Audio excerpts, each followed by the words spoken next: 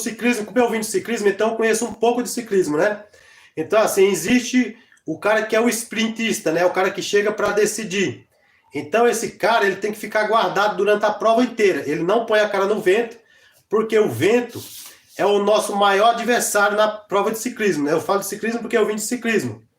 Então, ali tem os passistas, né? Tem o gregário e tem também os escaladores, os caras que sobem mais montanhas, mais magrinhos, né? Tem uma característica disso.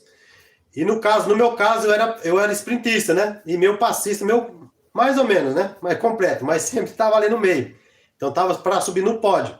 Então, numa equipe, para os irmãos entenderem, de futebol, de ciclismo, de empresário, numa equipe, todos nós vencemos junto quando um vence, mas todos vencemos junto. Por quê? Quando tem um foco, um objetivo e todo mundo trabalha da maneira correta, né? Então Deus me chamou como profeta dessa nação e aqui estou eu, eis-me aqui, para trazer as palavras puras e verdadeiras, né? O meu chamado, Deus está cada vez mais finalizando a construção que Deus começou na minha vida, que é para trazer tudo que estava oculto dentro das igrejas. Então, assim, e tudo que está oculto que o inimigo não quer que você saiba. Por exemplo, como que você perde um campeonato? Como que você perde para o inimigo? Né? Então você tem que conhecer o adversário, né? Igual eu vim do ciclismo, então eu falo para você, eu coloco um exemplo para você ver o quê? Quando você vai jogar bola, você tem que conhecer seu adversário, qual é o ponto mais fraco, o ponto mais forte dele, para poder você se movimentar ali. Então, no nosso caso, espiritualmente, o que a gente tem que fazer, né? À luz da Bíblia, é estar sempre vigilante. A Bíblia nos manda primeiro vigiar, orar e ler a Bíblia, né? Jejum e oração. Essas são as armas, olha, as armas que entram como canhão no mundo espiritual, né? Vigiai, orar, ler a Bíblia, né? Essas partes de jejum, vigiar por quê? Para a gente tem que saber o que está indo contra Deus e a favor do inimigo. Então, no paraíso, a gente tinha direito a tudo. Só uma coisa que não.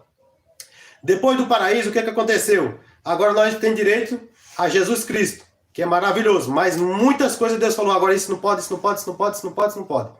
Né? No paraíso você tinha direito a tudo isso. Isso pode, isso pode, isso pode, isso pode. Agora não. Agora, no Novo Testamento, não. Né? O que é pecado? Bebida, prostituição, droga, falar mal do irmão, né? E entre muitas outras coisas, né? Lascívia, e aí vai. Mas, o que abre brecha para o inimigo, né? É tudo aquilo que, na verdade, você não sabe que vai contra Deus. Então, se você fala que ama a Deus, que o amor não morre, né? Então, se você fala que ama a Deus, mas não obedece a Deus, aí o inimigo dá risada. Por isso que tem muita gente perdendo a guerra. Mas agora aqui, nós não vamos mais perder guerra, nós vamos vencer todas as batalhas. Quem tiver com o casamento sendo destruído, vai ser restaurado, a família vai restaurada. Quem tiver aqui também, quem tiver, por exemplo, maldição hereditária, aqui também nesse canal, Jesus já está curando. Vai quebrar essas maldições, porque tudo que é maldição, tudo que Deus me dá, vai entrar nos lives, vai despedaçar todo o jugo que está em cima daquelas pessoas.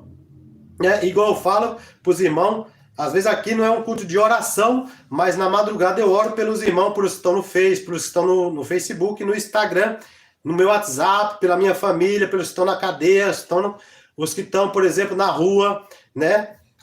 Os que estão nos hospitais, os que estão nas casas de recuperações, eu oro por as pessoas, porque todos nós temos que orar sim, né? Por todas essas pessoas. Então, eu entro numa batalha espiritual e muita gente já deu testemunho, tanto no carro também, né? Eu oro também por todos aqueles no motorista, eu trabalho como motorista de aplicativo, dou aula para habilitado e trabalho aqui. Então, assim, eu oro também por as pessoas que entram lá. Todas as pessoas que entram lá já é tocado pelo Espírito Santo de Deus.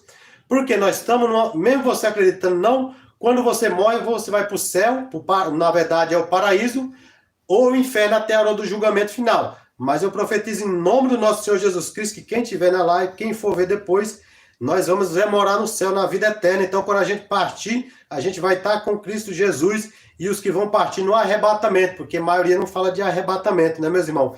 Eu estou trabalhando aqui, introduzindo para os irmãos entender O que é que faz a gente perder a batalha? O que é que faz você falir numa empresa? O que é que faz você falir no casamento? Então a gente vai trabalhar tudo isso aqui, né? A Bíblia tem tudo e tudo que Deus me dá, eu vou dar para os irmãos, porque de mim mesmo eu não tenho nada, mas Deus tem aqui. Mas o que eu quero deixar para os irmãos aqui, uma palavra breve e rápida, né? Nós se encontramos em Êxodo 32, né? Do versículo 15 a gente vai ver. Quem tiver suas Bíblias, abra, né? Para você ver Êxodo do 32, do versículo 15 em diante. Mas nós vamos aqui, por quê? Né? Para a gente entender o que levou o povo que Deus tirou, um povo de Deus, escolhido de Deus, do Egito, a ser destruído muita gente antes de entrar na cidade, na terra prometida, né? Em Canaã, né? Então, nós vamos ver aqui o que faz a gente, por exemplo, perder o foco, perder a fé, perder a esperança antes de chegar ao arrebatamento, antes de estar em Cristo Jesus. Então, o inimigo, ele tenta trabalhar de várias maneiras para esfriar a gente na mente, trabalhar na mente, mas Jesus envia os anjos também para quebrar essas maldições também, quando você tem a verdade. Só tem a única maneira de você vencer o inimigo, jejum e oração, né? Igual Jesus, quando ele venceu o inimigo, Jesus venceu como? Com a palavra. Jesus falava para ele, nas 3